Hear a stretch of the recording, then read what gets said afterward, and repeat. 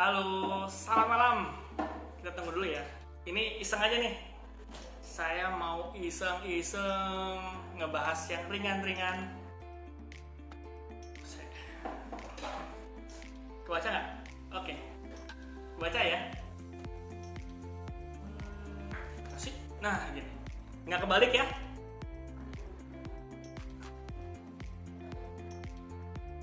Nah, gini. Bacanya bagus ya. Oke. Ini iseng aja mau nyobain IG Live. Kita ngebahas sedikit. Kita ngomongin tentang cara bikinnya gimana ya? Mengapa bayi kuning? Mengapa bayi kuning? Terus dipin. Ya, ini bahasan kita hari ini. Ya, selamat datang teman-teman yang baru join. Iseng aja nih, saya habis praktek sudah selesai, nunggu pulang ngebahas yang lumayan banyak ya pertanyaan. Kenapa sih bayi saya kuning? Kenapa bayi saya kuning? Ada masalah apa sih di kuning? Kenapa sih anak saya kuning? Apa bahayanya kalau anak saya bayinya kuning? Ini ada infografis yang bagus sih. Ya, ini infografis, ini nggak balik. Infografis mengenai mengapa bayi kuning. Ya, ini apa? Kita sambil ngebahas aja. Yang pertama, fakta pertama. Ya, jadi bayi kuning itu banyak. Bayi kuning itu banyak ya. Jadi tapi bayi kuning itu ada yang berat, ada yang ringan. Yang berat hanya 7%. Hanya 7%. Ya, hanya 7%. Tapi lainnya itu sebagian besar justru gimana sih? Sebagian besar justru bayi kuning itu nggak perlu terapi. Percaya nggak sih? Sebagian besar bayi kuning itu nggak perlu terapi. Ya, yang diperlukan adalah monitor. Anaknya bener kak kuning ini berbahaya? Kuning ini, ini nggak berbahaya. Jadi monitor ini yang paling penting. Ya, kenapa kalau kadar kuning yang sangat tinggi ini justru yang berbahaya? Jadi kita harus tahu kuningnya, kuning oke, kuning bahaya. Ya. Nah, seberapa sering sih kuning? Nah, kuning itu ternyata lumayan sering. Nih, dihitung ada sekitar 60% itu bayi yang cukup bulan. Nah, ini salah. Itu adalah kuning 60% pada bayi yang cukup bulan. Tapi 80% pada bayi yang prematur itu kuning. Ya, jadi seberapa sering bayi kuning? Sering. Ya, apalagi pada bayi-bayi yang cukup bulan 60%. Kalau bayi yang prematur 80% dia bisa bikin kuning. Nah, fakta berikutnya adalah kita ngomongin mengapa, sesuai judul, mengapa bayinya kuning. Ya. Bayinya kecil, suaranya kecil ya? Oke, nanti kita ngomongin. Kenapa dia bayi kuning? Nah, jadi sebenarnya bayi kuning itu karena adanya kadar bilirubin. Bilirubin yang dalam bayi. Ya, bilirubin itu apa sih? Bilirubin itu adalah semacam metabolisme akhir dari pemecahan darah. Kenapa sih ada darah pada bilirubin? Karena ketika bayi lahir itu darahnya bayi itu masih banyak. Darah dari ibu, darah sama bayi itu nyambur dalam bayinya. Nah, begitu bayinya lahir, putus si tali pusatnya, itu maka darah-darah yang berlebih itu akan mulai dipecahkan. Ya, dia dipecahin. Nah, hasil pemecahannya yaitu bilirubin harusnya itu dimetabolisme di dalam hati, lalu dibuang ke usus, lalu keluar lewat BAB. Ya, itu normalnya. Nah, pada beberapa bayi itu justru proses-proses seperti ini yang berkurang, terhambat. Apa sih penyebabnya? Ada di sini. Nah, ini dia. Satu adalah imaturitas hati. Artinya liver atau hatinya itu dia kurang matur. Jadi kemampuan dia untuk mengeluarkan bilirubinnya berkurang. Kenapa? Bayi baru lahir, masih proses. Untuk penyempurnaan liver, kemampuannya masih baik, jadi pembuangan bilirubinnya masih kurang baik. Lalu yang kedua adalah jumlah sel darah merah lebih banyak. Ini tadi saya bilang, ya. Jadi ketika bayi baru lahir, darah bayinya sendiri sama darah ibunya bercampur. Jadi darah itu harus dibuang, dipecahkan, akhirnya darah merah banyak yang dipecahkan, bilirubinnya juga meningkat. Nah, karena bilirubinnya meningkat karena darah yang dipecahkan, jadinya bilirubin dalam tubuhnya banyak. Itu yang harus dikeluarkan. Lalu yang ketiga adalah usia hidup sel darah merah masih pendek, sama penyebabnya sama. Ya, jadi itu yang ngebuat darah merah banyak yang dipecah, akhirnya bilirubinnya meningkat. Lalu adanya ketidakcocokan golongan darah ibu dan bayi. Ya, jadi golongan darah ibu sama bayi kan belum tentu sama nih. Kalau ibunya O, bapaknya O, bisa aja anaknya A, bisa aja anaknya B, ataupun bisa juga AB. Iya, AB nggak bisa. Tuh. Nah, kalau misalnya golongan darahnya beda, jika terjadi pencampuran, maka akan terjadi pemecahan. Pemecahan darahnya terjadi, akhirnya apa? Bilirubin naik lagi. Nah, bilirubin itu kapan dikeluarkan? Kalau livernya belum baik, ya tentu bilirubinnya ketahan dalam tubuh lagi. Akibatnya apa? Kadar bilirubinnya tinggi. Lalu yang kelima adalah pergerakan usus halus, ususnya lambat. Ini terjadi karena karena anaknya ASI-nya kurang. Ya, atau susunya kurang, asinya kurang. Karena asinya kurang, gerak ususnya kurang bagus. Tadi jelas bilirubin itu setelah dipecahkan di hati lalu dibuang lewat usus. Nah, kalau ususnya kurang geraknya, berarti dia ketahan keserap lagi. Akhirnya yang terjadi adalah bilirubin dalam tubuhnya meningkat. Ya. Terus yang keempat adalah siklus usus hati masih tinggi. Ini sama sih kurang lebih. Jadi karena ususnya bergeraknya lambat, akhirnya bilirubinnya terserap lagi. Nah, jadi inilah penyebabnya kenapa bilirubin dalam tubuh itu tinggi. Bilirubin tubuhnya tinggi akhirnya membuat anaknya kuning. Ya.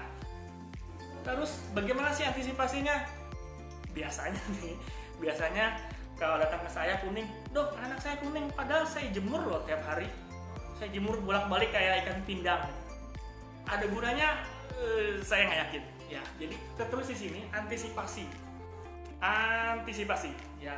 Jadi gimana sih? Ya, antisipasi. Yang pertama ini, mana ini dia. Adalah banyaklah menyusui sesering mungkin.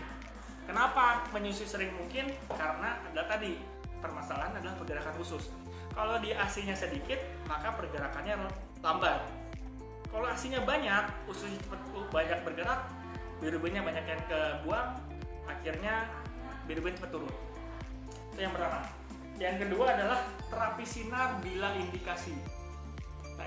Nah, terapi sinar bila dia terindikasi. Nah, ini berarti kalau anak-anaknya kuning, setelah dokter melihat, biasanya akan dicek kadar bilirubinnya. Nggak semuanya bilirubin tinggi itu perlu diterapi. Kita ada semacam chartnya. Kalau anaknya usia 3 hari, bilirubinnya 11 mungkin belum perlu. Tapi kalau 18 itu mungkin perlu. Ya, tergantung dari usia sama kadar bilirubinnya. Itu dokternya yang tahu. Jadi kalau yang kuning makanya dicek. Lalu yang ketiga, screening. Ya, tadi ini screening adalah untuk mencari kadar bilirubinnya berapa. Lalu yang keempat adalah pemantauan kenaikan berat badan. Ya. Ini pemantauan berat badan ini penting karena kalau anaknya kuning terus berat badannya nggak naik, itu bahaya. Berarti ada masalah nih, itu harus dicari. Tapi kalau anaknya kuningnya nggak terlalu kuning banget, berat badannya naiknya bagus, anaknya aktif, ASI-nya bagus, berarti sebenarnya belum terlalu intervensi yang agak-agak berat. Ya. Oke, lalu kenapa sih kuning itu bahaya? Bahaya kuning. Nah, ini bahaya kuning. Jadi, gimana sih saya ngomongnya nih? Kamera terlalu lebar, oke. Bahaya kuning. Kenapa dia bahaya kuning nih dia? Ya, dia terjadi kalau bilirubin dalam darahnya terlalu tinggi. Kalau dia dalam darah tinggi, itu bilirubinnya bisa masuk ke dalam sawar darah otak. Akhirnya dia masuk ke otak. Ya, masuk ke otak. Bilirubin ini bahaya kalau dia masuk ke otak. Kenapa? Pertama, jangan yang ini dulu deh, yang ini dulu. Nah, ini. Dia itu mengganggu kehidupan. Kalau dia terjadi di otak, dia bisa mengganggu berbagai nih. gangguan bicara, gangguan pendengaran, gangguan perkembangan. Ya, kalau dia kuningnya lama terus nggak diapa-apain, nanti ketika ntar gangguan bicara. Kemarin kayaknya dia diomongin ya sama dokter Miza dan para psikolog itu masalah gangguan bicara. Lihat lagi awalnya, apakah ada riwayat kuning yang sangat tinggi lalu nggak diapa-apain? Bisa aja itu membuat gangguan bicara. Nah, yang kedua gangguan pendengaran, lalu gangguan perkembangan. Ya, kayak gini nih, yang kenapa dokter anak itu concern, ini kuning nih, kita cek deh. Karena ini, ya bukan saat ini aja, tapi kedepannya perkembangan anaknya juga bisa terganggu. Ini adalah gangguan jangka panjang. Tapi gangguan jangka pendeknya ini bisa bikin kematian. Bisa ya dok? Bisa. Kalau dia tinggi sekali, di atas 21 biasanya, itu sampai perlu transfusi tukar untuk mengurangi kadar bilirubin. Bisa bikin kejang. Jadi bayi kuning juga bisa bahaya. Jadi yang harus diperhatikan, kita harus ulang, bayi kuning itu banyak, ya nggak cuman 1-2, tapi nggak semuanya berbahaya. Paling banyak, sebagian besar tidak perlu terapi, tapi bukan berarti kita menggampangkan kuning. Ya, tetap harus pertama antisipasinya, menyusui sering mungkin, terapi sinar berindikasi, lakukan screening, pantau kenaikan berat badan. Sekali lagi, ketemu dokter anak bukan cuma saat sakit. Ya, tiap bulan lihat berat badannya, tinggi badannya, perkembangan, dan ada masalah-masalah. Ya, saya kira oke nih. Ini salah satu poster yang saya rencana akan saya letakkan di klinik saya. Jadi ibu-ibu yang menunggu pasien bisa sambil baca-baca. Informatif banget sih, ini punyanya Capella ID. Capella. Ya, jadi oke sih buat informasi pada pasien-pasien sensitif. Oke, mungkin sedikit Q&A sebentar bisa ditulis di masalah Q&A di question mark di bawah itu. Terima kasih. Ya disitulah pokoknya. Kalau ada pertanyaan saya jawab. Oke, di scroll di chatnya. Halo ya, makasih sudah datang. Sinyal nggak bersahabat, di save. Oke, di save. Ini iseng-iseng doang sih. Gimana nih? Terus suaranya kecil ya. Oke, ada dari Ibu Desi Andrian. Kalau bayi usia 29 hari masih kuning. Oke, kuning pada anak-anak awal, pada neonatus beberapa hari awal itu biasanya karena bilirubinnya yang tinggi akibat dari pemecahan tadi, darah merah. Nah, tapi kuning itu sebenarnya ada dua macam. Bilirubin ada dua macam. Ada bilirubin direct sama bilirubin indirect. Artinya kurang lebih bilirubin yang sebelum di metabolisme hati sama bilirubin yang setelah di metabolisme hati. Nah, bilirubin yang tinggi pada awal kehamilan, ada awal kelahiran, itu biasanya bilirubin yang sebelum masuk hati, ya, yang harus disinar. Nah, kalau 29 hari harus dicari nih, masalahnya bilirubin yang karena pemecahan darah atau ada penyebab lain, bilirubin yang setelah hati. Itu biasanya permasalahannya adalah satu, infeksi. Lalu kedua, adanya sumbatan. Sumbatannya di mana? Setelah hati. Jadi kan harusnya hati itu lewat ada saluran, ada cairan, ada saluran empedu baru ke usus untuk dibuang. Nah, takutnya kalau dia kuningnya karena kuning setelah metabolisme hati, ada sumbatan di situ. Jadi dicek tuh bilirubin direct sama indirect. Kalau yang indirect sebelum hati, yang direct setelah hati. Kalau yang tingginya yang direct itu harus dicari lagi. Berarti penyebabnya bukan kayak pemecahan darahnya tadi, mungkin ada sumbatan atau yang lain-lain. Ya, jadi itu harus ketemu dokter. Kenapa satu ban masih kuning? Oke. Saya ada anak baru 22 hari dari Kristanto Andreas. Akhir-akhir ini minum sering muntah. Minum susu sering muntah itu harus dibedain antara ini muntah atau gumoh. Ya, perlu diingat muntahnya itu berapa banyak. Nah, kalau cuma muncrat dikit dan tidak muncrat itu mungkin gumoh. sering ya. Lalu yang paling penting adalah gimana kenaikan berat badan. Kalau gumoh saja seharusnya tuh nggak mempengaruhi berat badan, artinya berat badannya naiknya bagus ya. Terus kalau lambungnya bayi itu kecil ya, lambung bayinya kecil, artinya kalau dia minumnya banyak plus ketika dia menyusui udara masuk itu jadi bisa bikin kembung, akhirnya bisa bikin muntah dan gumoh. Itu harus diperhatikan. Jadi intinya sih asal bayinya berat badannya naik bagus, muntahnya nggak banyak dan nggak muncrat, harusnya itu mungkin gumoh dan tidak masalah. Yang penting apa? Monitoring berat badan ya. Terus dok, bajunya lucu. Oh ya, ini bajunya Mario, salah satu yang saya suka, baju Mario. Minta handout. Ini sebenarnya ada ya, kalau di googling ini punyanya Capella, salah satu programnya IDAI di bagian tumbuh kembang sebenarnya. Oke sih. Terima kasih Capella ID bisa membuat infografis yang oke ini. Ada sekitar 20 infografis. Mungkin setiap hari setelah saya praktek akan saya jelasin satu-satu. Ada bayi kuning, ada anemia defisi besi, ada diabetes, ada alergi dan lain-lain. Nah, ini Ibu F. Simta. Beda golongan darah sama bayi, makanya dia bisa kuning. Karena tadi kenapa? Karena darah merah darah yang berbeda golongan bisa bikin pecah. Darahnya pecah, akhirnya bilirubinnya naik. Terus nih Dokter Arif Fatinisa, kenapa bisa mirror? Bisa dong. Lihat ya, nggak ini ya, nggak kebalik ya. Keren. Nggak kebalik, jadi bisa presentasi dengan baik. Gambarnya nggak kebalik. Oke. Bolak-balik ke ikan pindang. Oh ya, tadi nih saya ngomongin permasalahan bayi dijemur ya. Jadi memang saya pembuat anak bayi itu dijemur itu agak-agak kontroversi saat ini untuk menimbang-nimbang kegunaannya sama kerugiannya. Kalau tujuannya untuk mengurangi bilirubin, nggak cocok ya, karena bilirubin itu untuk pemecahannya harus menggunakan sinar yang spesifik ya, yang blue light. Nah itu agak susah kalau dari matahari, itu malah mudaratnya malah lebih tinggi sehingga meningkatkan risiko kanker kulit, kenaknya sunburn dan lain-lain. Kuningnya hilang, iya sih hilang, cuman jadinya anaknya jadi nggak kuning, tapi jadi kuning gelap atau nggak merah karena sunburn.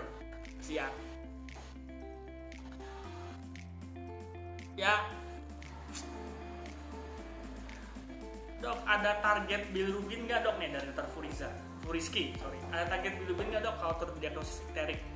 Sebenarnya ada sih. Jadi kita punya ada semacam diagram. Ada diagram yang nunjukin kapan ini bilirubin segini saat usia segini itu perlu transfusi tukar. Kapan bilirubin segini usia segini itu perlu sinar terapi sinar. Kapan usia begini bilirubinnya segini nggak perlu diapa-apain. Itu ada, bisa di googling buat teman-teman dokter, namanya bilinorm. Itu yang bikin kayaknya orang undip deh ya, bilinorm. Terus kita masukin berat badan, masukin usia, masukin kadar bilirubin, masukin faktor risiko AD-nya. Kalau semakin tinggi kadar faktor risikonya dan semakin berat badannya makin rendah, itu kita lebih agresif, lebih perlu sinar terapi, lebih perlu transfusi tukar dan lain-lain. Ya, dok, jadi worry nih, ada gangguan bicara pada bayiku ke depannya nggak? Gara-gara pas bayi lahir kuning sampai disinar kurang lebih seminggu. Ya worry boleh, ya tapi jangan terlalu over worry sehingga bentar adiknya, ibunya malah stres, malah perkembangan adiknya yang lain malah kelewat. Ya, tetap nanti ada screening untuk masalah tumbuh kembang. Ya, yang paling gampang itu ada di Primaku. Di Primaku tuh lengkap banget. Ada buat screening untuk perilaku, screening tumbuh kembang, screening pendengaran, SDI, DTK dan lain-lain. Jadi tinggal download, lihat-lihat di section perkembangan.